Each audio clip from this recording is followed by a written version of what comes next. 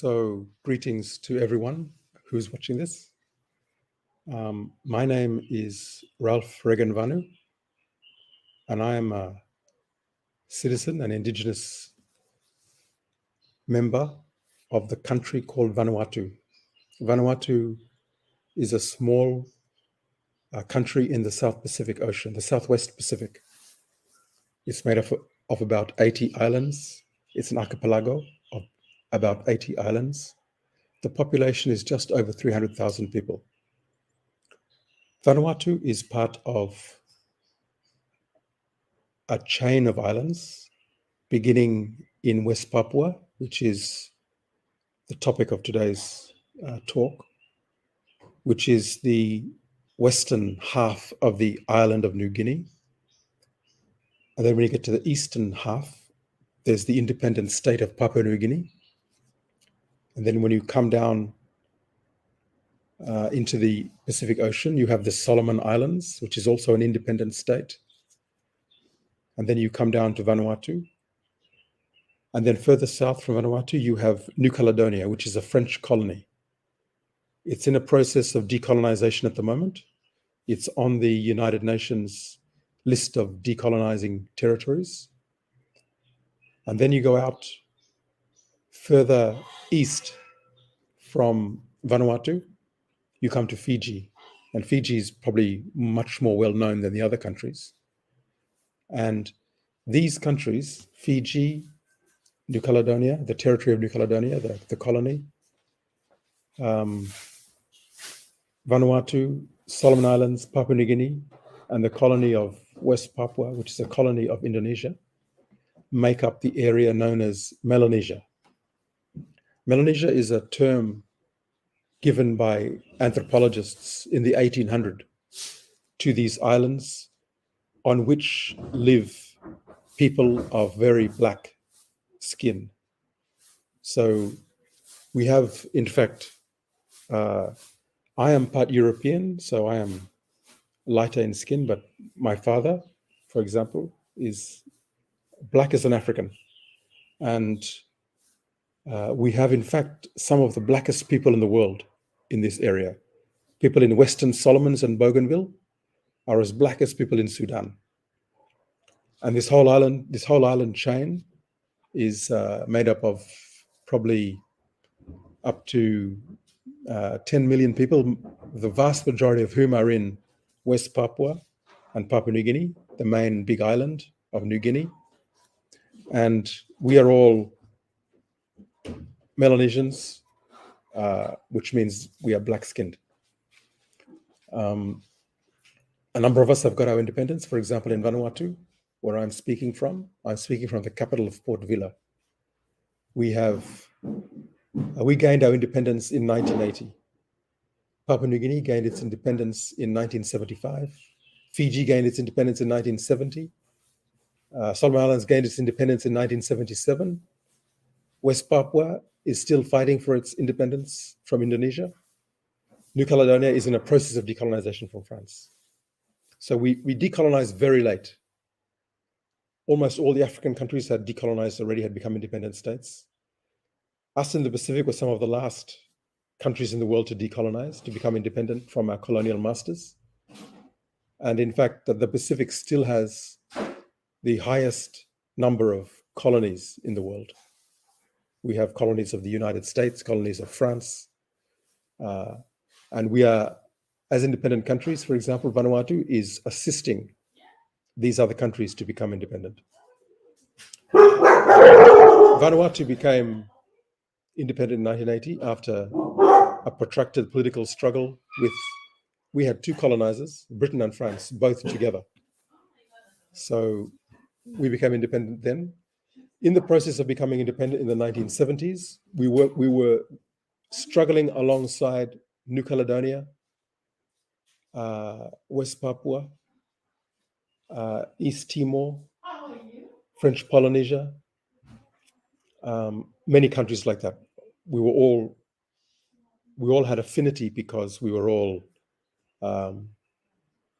struggling for our independence from colonial powers at the same time. And that is where the strong link was established between Vanuatu, West Papua, New Caledonia.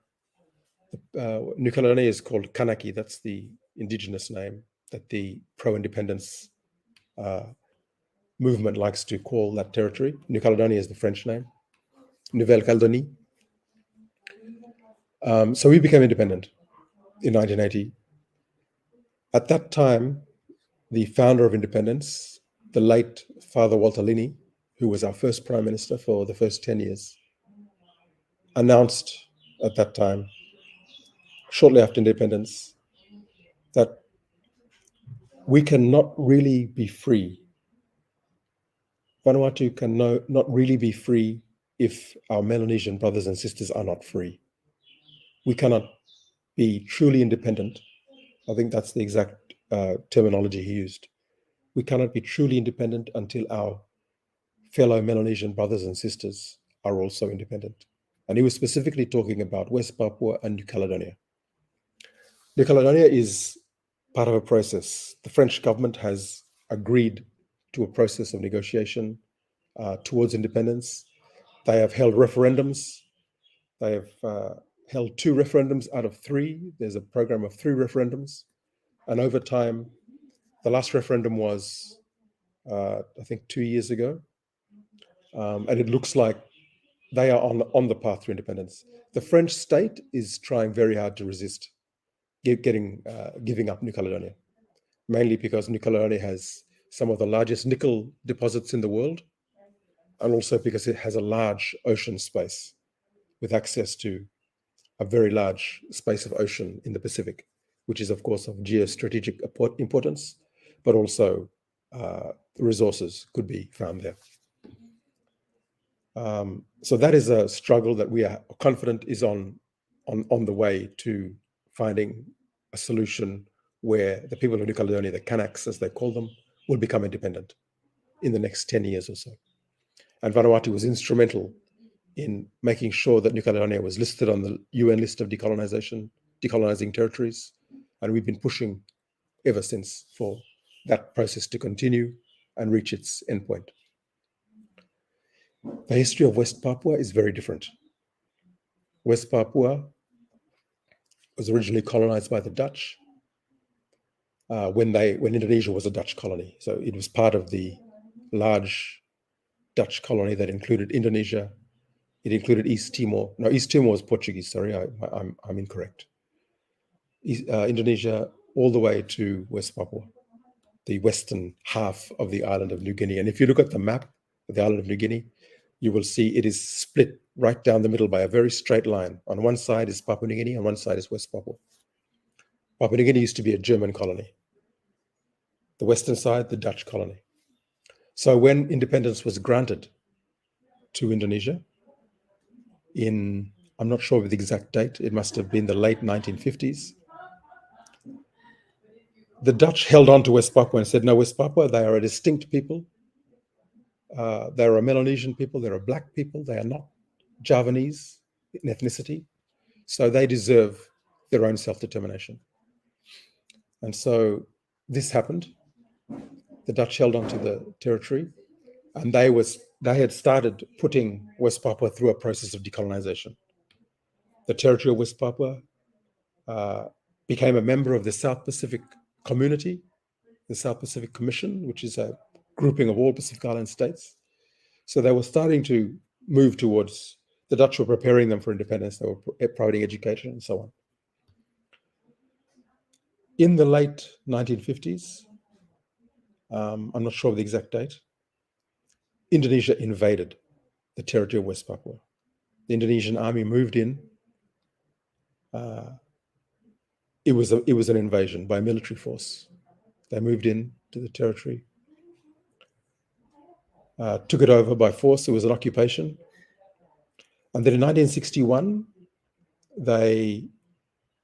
in the height of the Cold War, when Indonesia was seen as potentially the next communist domino to fall after Vietnam and so on.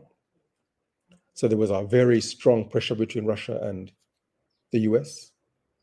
Remember also that in West Papua was the largest gold and copper mine in the world.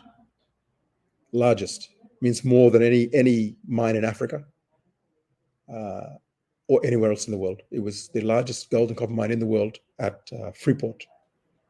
So this was also of very strategic importance.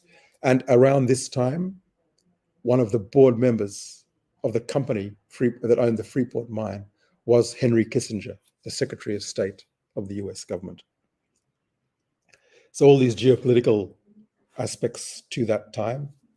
In 1961, the Indonesian government said, we will have an act of self-determination by which the West Papuan people will decide by a vote whether they want to become independent or they want to be part of Indonesia. So this was what was called the Act of Free Choice, which happened in 1961, and it was a complete sham. The Indonesian government chose less than 1,100 West Papuans, handpicked them, and told them to vote. Go and vote for continued integration as part of the Indonesian state. So can you imagine, less than 1,100 people participated in this act of free choice. We now call it the act of no choice. And then they took it to the United Nations. Indonesia took this to the United Nations and said, these people have voted, and now this territory is no longer to be listed as part of the list of decolonizing territories, but it is part of the Indonesian state. This process went through the United Nations. At this time, of course, there was pressure from the US, huge pressure to say, let's give Indonesia whatever they want, as long as they don't become communist. This was around the time, shortly afterwards, or around this time, that the massive purges of communist people in Indonesia was happening under Suharto. He'd just taken over Sukarno, and they killed over 1 million people at this time. Purges of people they believed were the communists. This was taken to the United Nations. And interestingly, this is where the support of the African states came in. In 1969, there was a resolution. This resolution on declaring West Papua to be part of Indonesia was working its way through the United Nations system. In 1969, this agenda item, which is an agreement between Indonesia and Netherlands concerning the future of West Papua New Guinea, they call it at the time West New Guinea, there was an amendment to this resolution put by Ghana.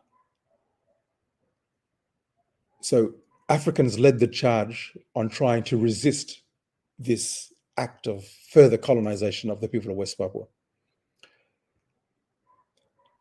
Basically, the world recognized that this act of free choice was just a sham. There was actually no act of self-determination that ever happened. And the African states led the charge to say, we need another act. We need another proper referendum, another proper vote involving the population of West Papua to decide whether they want to be part of Indonesia or they want to be independent. So Ghana called for an amendment to the original agreement between Indonesia and West Papua, Indonesia and the Netherlands, the former colonizing powers. And the agreement was, Ghana's amendment was that the people of West Papua should be given another opportunity before the end of 1975 to vote on whether they want to be independent. So Ghana called for an adjournment on the debate on the original motion so that this amendment could be considered, so that West Papua could be given the chance to vote again. Ghana moved this motion. Unfortunately, the motion was defeated at that time by 12 votes. The countries who voted for Ghana's proposal for an adjournment before voting an amendment were Barbados, Burundi, Cameroon, Canada, Central African Republic, Chad, Congo, the Democratic Republic of Congo, that is, Benin, Equatorial Guinea, Gabon, Ghana, Guyana, Iceland, Ireland, Israel, Jamaica, Kenya, Lesotho, Madagascar, Malawi, Niger, Panama, Rwanda, Sierra Leone, Somalia, Togo, Trinidad and Tobago, Uganda, Tanzania, Zambia. So you can see the African countries formed a bloc to push for another act of free choice, another vote for the Black people of West Papua to decide their future. Unfortunately, 42 voted in favor, and there were 42 abstentions. And in the list of the abstentions, there were a lot of African countries in there as well. Botswana, Congo, Brazzaville, Congo, Ethiopia, Liberia. So for some reasons, these countries abstained. It was probably their relationship with Indonesia under the soon-to-be formed non-aligned movement. There were some reasons for them to abstain, but that motion was defeated.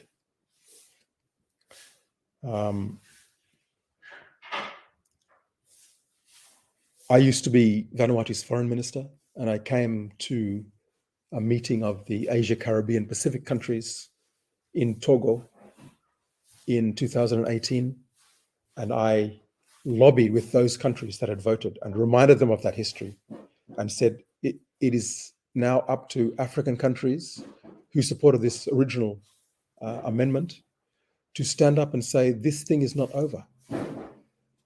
In West Papua, we've had over 500,000 people slaughtered by the Indonesian troops since this time.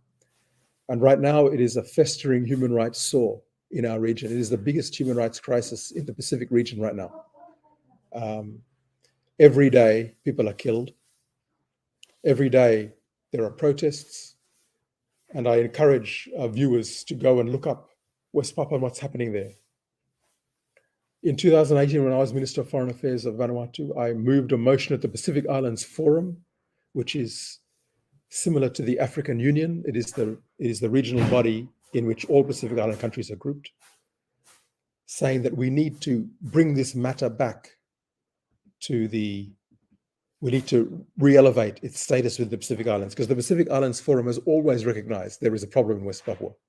It has always called attention to the human rights violations happening in West Papua and the issue of its undetermined self-determination up till now.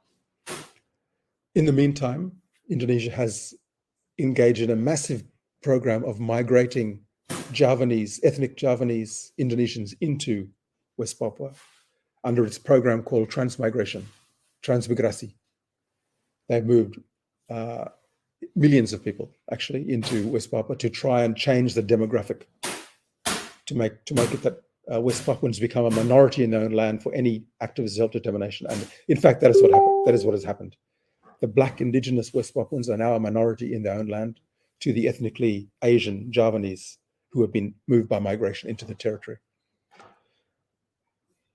In 2018, I managed to get a resolution passed at the Pacific Islands Forum, because all the time we talk about decolonization, it never goes anywhere because Australia is one of the big members of the Pacific Islands Forum. And of course, it is basically scared of Indonesia as a threat to its security. And it continues to support Indonesia and will veto any kind of resolution that goes to talk about self-determination. So in 2018, I decided we will now talk about human rights only as a way to draw attention of the world to what's happening so that we can start talking about self-determination. So it was the strategic choice of the United Liberation Movement of West Papua, which is the official organization representing the freedom struggle there. So I went to this meeting in 2018 with the president of the United Liberation Movement of West Papua, who is a gentleman called Benny Wenda, who is also toured the African states seeking support for self-determination of West Papua. We went to 2018 and we called upon the Human Rights Commissioner to make a visit, the United Nations Human Rights Commissioner to make a visit to the territory to determine whether human rights violations were happening at all, because Indonesia is denying all this. Despite all the stuff on Facebook, the reports from various organizations, even Amnesty International, talking about huge human rights violations happening. Indonesia continues to deny it or play it down. And so we called upon the United Nations Human Rights Commissioner to must be allowed to visit the territory of West Papua to see, so the UN can make its own neutral assessment of what's happening with human rights. This call was supported by the Pacific Island Forum countries in 2019. In 2019, I went, as the foreign minister, I traveled to Kenya for the ACP meeting, the one that was in Togo the previous year. And at that meeting, I managed to get that resolution adopted by the entire ACP group, the African, Caribbean, Pacific groups. The Pacific had already supported it.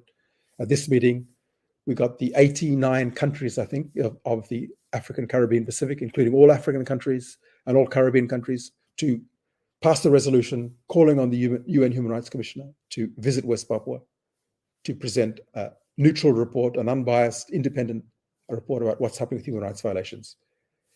Until today, Indonesia has not allowed that visit to happen.